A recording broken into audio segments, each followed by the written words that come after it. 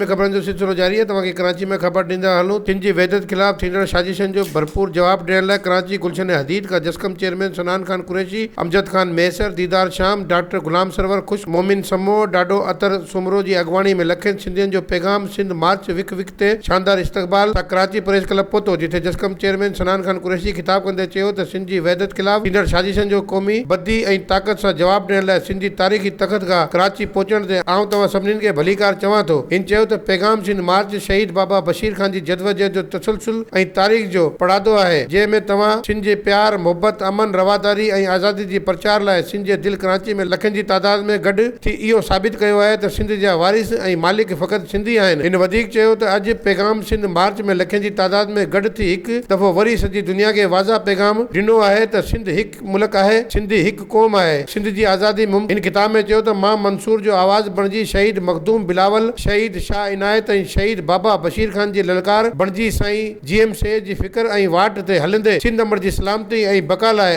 अदम तशद्दुद जी बुनियाद ते पुरमन जदवजहद जारी ऐं सारी रखंदुसि, छाकाणि जो मुंहिंजे ज़हन में रहबर सिंध साईं GM सैयद जो फ़िक्र ऐं मुंहिंजी रगन में शहीद बाबा बशीर खान जो रत शामिल आहे। पैगाम सिंध मार्च में हिन चयो त तव्हां लखनि सिंधियुनि जी मार्फत तंहिं करे उर्दू आबादी खे सिंध अमर जे वारिस सिंधियुनि सां बिना के वेछे ऐं फ़र्क़ जे गॾिजी रहणु घुरिजे ऐं सिंध जी वहदत ख़िलाफ़ साज़िशूं कंदड़ साज़िशी टोले खे पाण मां ॿाहिरि कढी संदसि घेरा करणु घुरिजे। सिंध में मौजूदु सभिनी धारियनि खे निकाले ॾिनी वञे। तव्हां सिंध सां प्यार, मोहबत, अमन,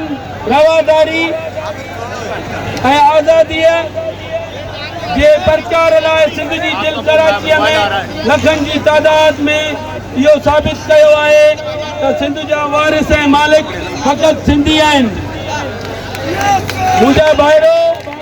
अॼु पैगाम सिंध मार्च में लखनि जी तादाद में गॾु थी हिकु दफ़ो वरी सॼी दुनिया। वधीक ख़बरनि ऐं तफ़सील जे लाइ विज़िट कयो असांजी वेबसाइट awami news hd.com ऐं ॾिसंदा रहो Awami News HD।